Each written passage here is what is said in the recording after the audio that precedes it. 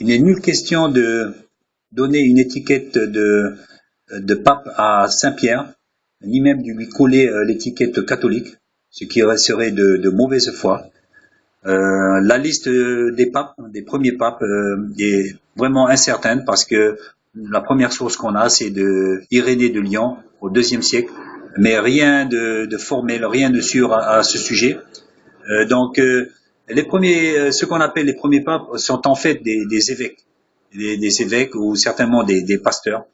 Et donc, probablement certains étaient de vrais chrétiens, sans aucune étiquette catholique. Par la suite, aux alentours du deuxième siècle, certainement, il y a eu ce schisme catholique où l'Église, ce qu'ils appellent Église catholique, s'est affirmée et donc a mis de côté tous les personnes qui ne pensaient pas comme eux, donc avec excommunication etc. Donc le schisme catholique où on a vu la différenciation entre et la séparation entre catholiques et chrétiens. Catholique vient du mot universel. Donc évidemment que universel s'attend à vouloir dire que c'est une seule Église. Mais par contre, on y incorpore beaucoup de choses qui sont hors de l'Évangile. Et donc, comme on a déjà mis le nom de universel catholique, ça sera difficile pour certains esprits non critiques à voir la différence. Tout d'abord, le terme catholique exprime d'abord le caractère universel de l'Église suivant la signification grecque usuelle. Mais il sert bientôt à distinguer l'Église authentique des communautés donc qu'on qualifie déjà d'hérétiques.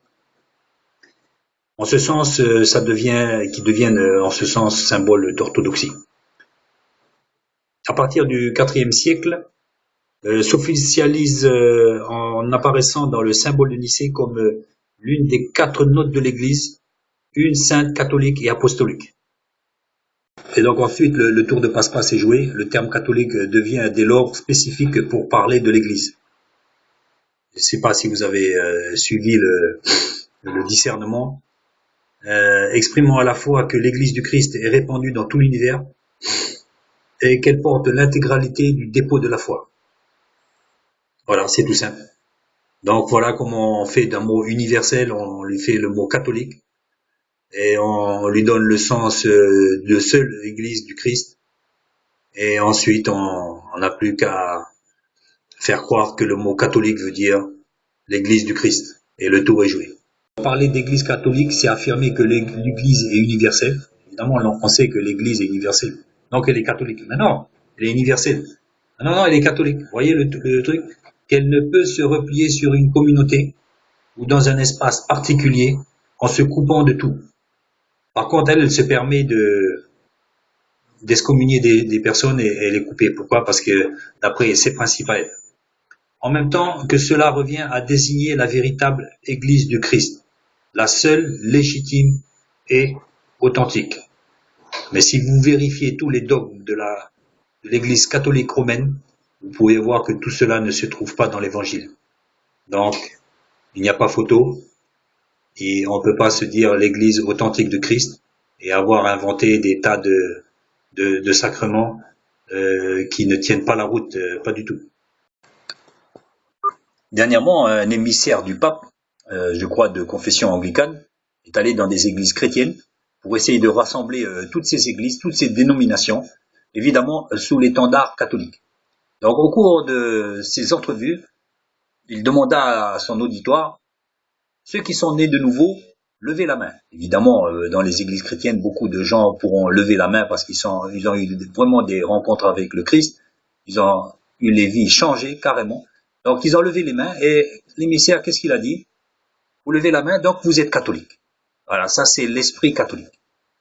Mais la subtilité de la chose ne s'arrête pas là. Parce que c'est vrai que en étant né de nouveau, on fait partie de l'Église universelle, la seule Église qui vaille. Mais on ne fait pas partie de l'Église catholique. Or, pour les catholiques, universel veut dire catholique. Donc, saisissez la différence. Dernièrement aussi, il y a à peu près une semaine, c'est pareil, pour la journée mondiale contre l'esclavage. Le jour même, à l'initiative du pape, il invita diverses religions, les musulmans, les hindouistes, les bouddhistes, etc., sous son égide et au Vatican pour signer un document comme quoi ils étaient contre l'esclavage moderne. Évidemment, qui ne le serait pas. Mais seulement voilà, c'est signé au Vatican. Certainement, bon, la chose est subtile parce que il n'a pas invité tous les musulmans, tous les orthodoxes et tout ça, mais il essaye de ratisser large, de faire adhérer le plus grand nombre à une cause qui est noble, évidemment, mais évidemment, c'est sous l'égide du catholicisme et signé au Vatican. Donc, il est bien évident que on ferme la route derrière soi et que quiconque voudrait faire cette chose après, ça serait difficile.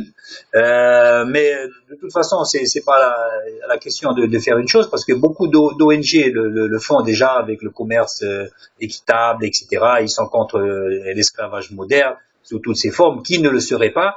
Mais seulement voilà toujours la tentation de englober tout le monde sous l'étendard, sous la bannière catholique.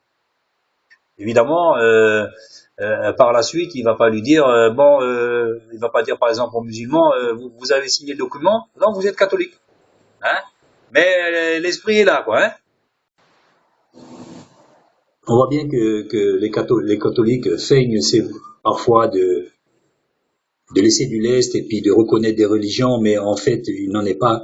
Parce que quand nous voyons ainsi en 1595 dans l'édit de Nantes, reconnaissant pour la première fois deux religions, la religion catholique, apostolique et romaine, et la religion prétendue réformée. Vous voyez déjà, ils ont réussi à faire avaler cette formule prétendue réformée. Vous voyez, donc du bout des lèvres, on reconnaît qu'il y a quelque chose en plus, mais prétendu. Donc ça veut dire aussi, on vous laisse pour ce que vous prétendez vous, et nous on ne reconnaît rien du tout. C'est-à-dire c'est ce qu'on appellera aujourd'hui le protestantisme. Donc on voit déjà l'esprit catholique, je t'aime moi non plus.